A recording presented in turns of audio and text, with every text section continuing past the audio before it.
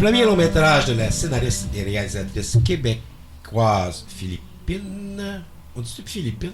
Oui. Oui, hein? Ouais. Parce que des fois, on ne sait pas trop. On sait pas trop, mais c'est Philippine. Je suis une Philippine. D'être une Philippine de Montréal, c'est important. Marianne Métivier, bonjour. Bonjour. Ailleurs la nuit est une chronique contemplative et onirique sur le déracinement, la solitude et la création. À travers différentes trajectoires croisées, pour moi, le film explore les frontières floues entre l'ici et l'ailleurs.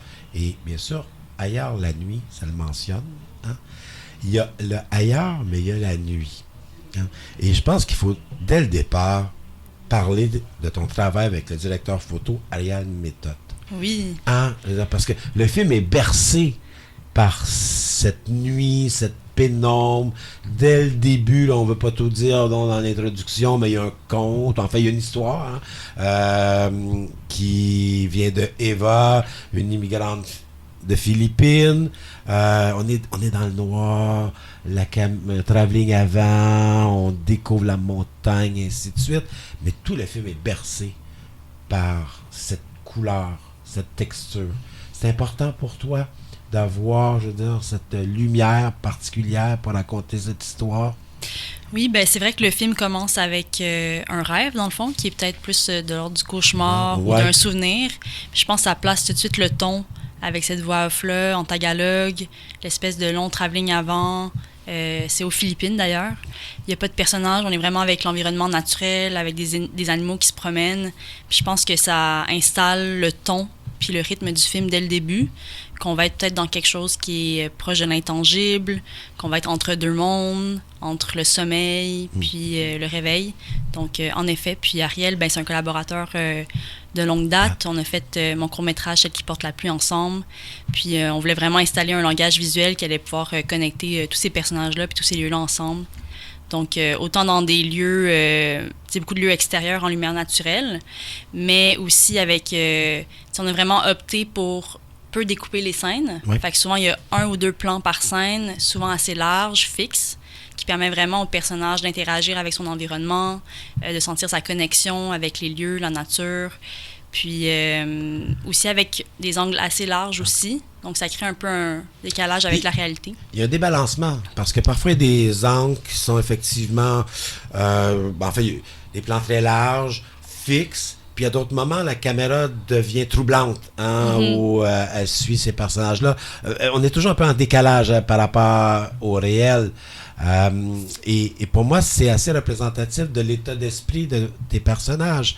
Parce qu'au début, on rencontre Marie, qui est un artiste sonore un peu en quête de renouveau, son couple vacille et qui enregistre les sons d'un monde, comme elle dit elle-même, qui disparaît. Oui. Ailleurs la nuit, ouais. Mais là, c'est parce que j'essaie de trouver le lien. Ailleurs la nuit, pour moi, c'est un film qui se regarde, mais aussi qui s'écoute. Oui, tout à fait. Et est-ce que, au départ, le film est né d'une image ou d'un son? Sûrement des deux, parce que je pense que le son, c'est vraiment un des éléments qui est vraiment central dans le film, puis qui a été vraiment imaginé comme ça dès le début de l'écriture. Le son fait vraiment partie là, de l'essence du projet, autant dans les thématiques qui est explorées, mais aussi dans son langage. C'est dès le début de l'écriture du scénario, il y avait vraiment des moments sonores qui étaient écrits, décrits vraiment dans le scénario. Puis Ilia Gafouri, le concepteur extraordinaire sonore du film, c'est aussi un ami de longue date puis un collaborateur. Donc, dès les premières versions de scénario, on a fait beaucoup de rencontres. On a beaucoup discuté de comment on voulait donner la place au son, ce qui est souvent plus pensé en second temps. Quand on fait des films. Mais là, c'était vraiment dès le début, là, quelque chose qui était très important pour nous. Donc, on a vraiment établi ce langage-là à travers des années. Puis, ce qu'on voulait faire, c'était de créer un peu comme des ponts, des portails pour lier tous ces lieux-là, tous ces personnages-là. Souvent en décontextualisant le son. Fait que des fois, on met des sons de la campagne en ville ou vice-versa, ou des sons des Philippines en ville. Fait que ça vient toujours un peu créer comme un décalage ou un sentiment de déracinement. Ou sinon, ça nous renvoie un peu à ce que les personnages, ils sont tous liés un peu par ce désir-là d'être ailleurs. C'est souvent quand ils sont dans un état plus de sommeil ou quand la nuit tombe, qu'ils peuvent plus se projeter dans ce genre de souvenirs-là ou dans ce monde un peu plus irréel. Puis c'est là que le son vient vraiment connecter tous ces sens-là. Fait que c'est vraiment un film qui, d'un, doit être vu en salle, clairement. Absolument. Parce que c'est vraiment une expérience, je pense, cinématographique qui est très immersive, qui est pas du tout dans l'espèce de côté plus linéaire, narratif, plus classique. On est vraiment dans un autre type de cinéma. Puis... Même au niveau de tu refuses totalement les formules narratives et psychologiques là, un peu convenues, hein, puisqu'il y a une première heure où on suit Marie avec Noé et Yann. Voilà. Et c'est Noé que je cherchais le nom, qui elle vient troubler un petit peu ce cocon entre Nico et Marie. Et là, on flippe. Ouais, on flippe directement. Exact. Parce que c'est coupure brusque, on peut dire de cette façon-là. Ouais. On s'en va en ville. Okay. Oui. Mais on va retrouver un personnage, Jeanne, qui est un peu le lien entre ces deux univers. Mais on est dans un tout autre monde, avec les mêmes questionnements, cependant. Oui, exact. C'était important pour moi, je pense, dès le départ, de placer différents personnages qui se posent des questions sur leur mode de vie, sur leur sens d'appartenance, qui sentent qu'ils sont peut-être pas au bon endroit, qui se demandent un peu s'ils veulent partir ou rester, puis de les mettre un peu soit en dualité ou de mettre des personnages qui seraient pas nécessairement placés ensemble dans un même film, mais qui là peuvent cohabiter puis se répondre, même si c'est très différent pour Marie, par exemple. Ces environnements-là qui disparaissent, qu'elle étudie plus comme une artiste, que c'est peut-être plus conceptuel ou plus déconnecté de sa vie. Tandis que Eva et Melita, deux migrantes des Philippines, eux, dans le fond, leur maison disparaît réellement parce qu'elles ont dû le quitter pour des raisons que ce soit les typhons qui détruisent cet environnement-là, mais pour des raisons aussi de migration économique quasi forcée.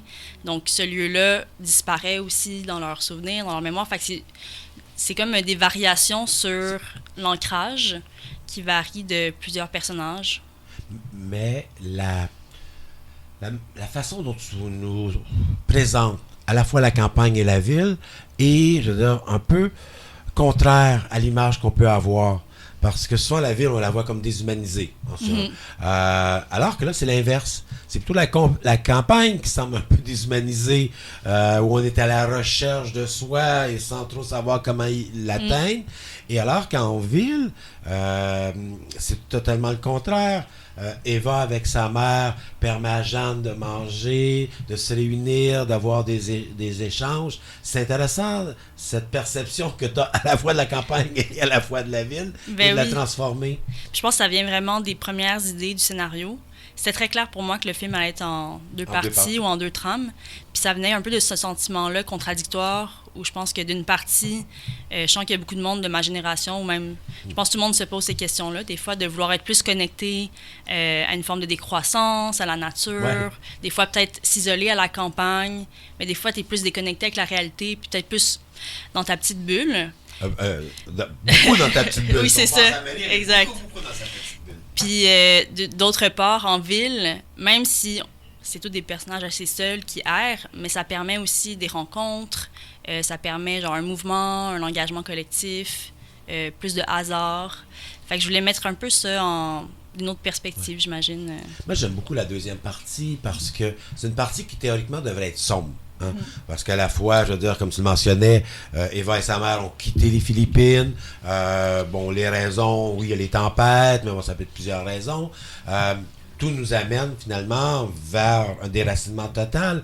Alors que là, tu réussis malgré tout à recréer des liens avec cette mémoire, à nous transposer dans leur monde intérieur.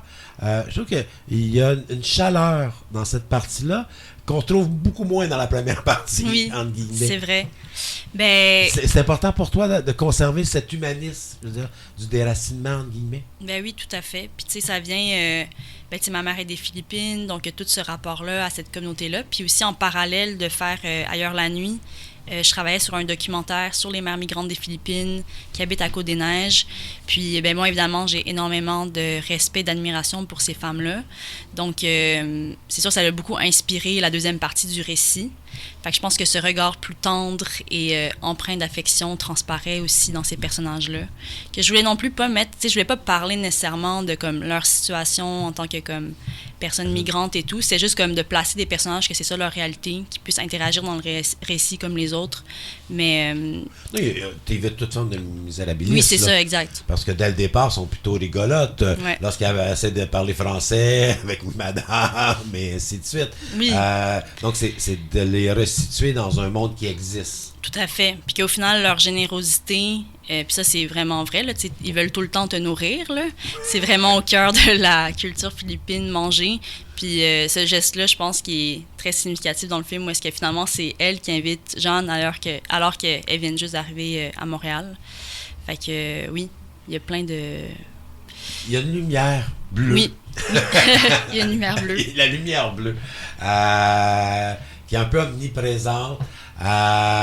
C'était comme une façon de marquer le temps, le lieu, d'introduire un univers qui est peut-être moins traditionnel au niveau du langage, déstabiliser le spectateur. Mais c'est important aussi d'avoir, je pense, de donner des indications nécessaires au spectateur pour lui dire voici dans quel type de film vous vous retrouvez. Exact, tout à fait. En fait, comment le film a été écrit, c'est pas nécessairement, comme tu disais, plutôt construction de personnages, cause à effet, transformation, tout ça. Ça vient souvent aussi de flash ou d'idées, des fois plus formelles que j'avais. Puis à un moment donné, j'avais vu comme cette lumière bleue-là que je trouvais vraiment intéressante, qui pour moi était comme une genre de présence de quelque chose peut-être que les personnages avaient perdu. Ah, c'est un peu irréel. Hein? Ouais, qui tentaient de retrouver. Puis je trouvais que c'était une belle façon d'évoquer ça par simplement une lumière bleue. Puis c'est un peu ça pour les personnages, c'est comme un désir inavoué ou quelque chose qu'ils tentent de retrouver. Fait qu'on bascule un peu dans le monde plus, c'est ça, de l'intangible, qui devient un peu une présence. Tu sais, c'est un peu étrange, c'est pas nécessairement juste inquiétant. Des fois, c'est comme rassurant, c'est comme un entre-deux feeling que je trouvais intéressant d'explorer. Comment on dirige des comédiens? Parce que tu le mentionnes bien, hein, c'est un genre d'état un peu latent, un genre de rêve réel et tout. Quelles indications que tu donnes à tes comédiens ou comédiennes en leur disant tu te retrouves dans cet état mental, t'as peu à dire, nous on va te filmer et on va aller chercher ce qu'on veut, je veux dire, dans ton regard, dans ta posture et tout. Quelles étaient les indications que tu leur comment ça s'est fait? Tu as remis le scénario, expliqué le projet? Oui, tout à fait. Puis, ça a l'air peut-être plus opaque comme ça, mais à la base, vraiment tous les personnages, de façon un peu plus classique, avaient quand même toute leur motivation, un peu leur backstory. Il y a quand même des scènes plus de dialogue, un peu plus explicatives, qui ont été retirées finalement en montage. Fait que les comédiens avaient quand même beaucoup de matière là, pour comme, développer leur personnage. Puis nous, on avait fait beaucoup de conversations avant, des rencontres. Fait que c'était assez clair une fois qu'on était sur le plateau. Puis, tu sais, mettons Yann, le fermier, qui est joué par Emile Schneider, tu sais, on est allé sur une ferme laitière, il a vraiment pu interagir avec quelqu'un qui faisait ce métier-là, puis vraiment s'imprégner aussi de tous les gestes mécaniques, puisqu'on s'intéresse quand même au travail de chacun aussi, dans des trucs plus, des gestuels plus techniques. Fait que... Tout en ajoutant, dès le départ, pour moi, il y a une forme d'étrangeté dans ton film. Et c'est pour la beauté du film. Parce que effectivement, je veux dire, et on peut penser au déracinement, on peut penser à plein de questions philosophiques, mais au-delà de ça, par l'utilisation du son et des images, tu réussis à transposer l'étrangeté au cinéma, qui est pas si facile à faire que ça. Hein? Mais je le prends comme un compliment. Non, ça peut être simple. Non, mais c'est vraiment un compliment parce que ça peut être très simple de dire, bon, on braque la caméra, on la fait bouger et tout. Non, la lumière, même dans les gestes de ce fermier, il y a quelque chose finalement qui nous amène ailleurs que dans le réel. Oui, c'est vrai. Puis aussi, dans la présence, je pense, on n'en a pas parlé encore, mais toute la présence un peu des animaux puis des insectes, qui est comme une autre présence. Le chien, les carabas aux Philippines, le papillon de nuit, comme aussi de donner une présence à ces éléments-là. Je pense qu'on le fait pas assez souvent. Puis je pense que ces animaux-là puis ces insectes-là détiennent aussi une forme de mémoire ou de présence qui est comme différentes. Fait ils font partie un peu là, du film à leur façon, puis ça vient le teinter. Puis je pense que le fait que ça soit non linéaire, puis étrange, puis qu'il y ait beaucoup de place. Pas étrangement, c'est l'étrangeté. L'étrangeté, ouais. Je trouve que c'est autre chose parce que étrange, ça veut rien dire, mais d'arriver à pouvoir contextualiser, je veux dire, des éléments du cinéma pour créer un monde, je veux dire, où on est ailleurs, où on sent, je veux dire, qu'il y a des forces qui peuvent être convergentes mais à la fois divergentes. Le personnage de Marie est un peu ambigu, hein? Oui. On ne sait pas, je veux dire, pour quelle raison qu'elle a et qui l'attire, disons. Donc, il y a vraiment je veux dire, une volonté de créer, je veux dire, de permettre au spectateur de réfléchir en même temps qu'on voit ton film. C'est ça que j'allais dire. J'ai l'impression que ça permet au spectateur de peut-être un peu plus s'engager dans le film parce qu'il y a de la place pour lui, je pense, pour se projeter ou réfléchir ou partir dans ses pensées. Moi, je dis que ça me dérange pas que les gens s'endorment aussi pendant le film. Tu sais, c'est ça, c'est fait pour rêver aussi, le cinéma. Donc, mais tu fais confiance au spectateur. Oui. Ça, c'est important de ne pas tout lui dire. De lui donner, finalement, suffisamment d'indications pour l'amener ailleurs. Hein? Vraiment. Et c'est ailleurs la nuit. Oui. Également, dans ce cas ici. Tout le temps qu'on avait Marianne Métivier, faut voir le film. Le film a pris l'affiche la semaine dernière.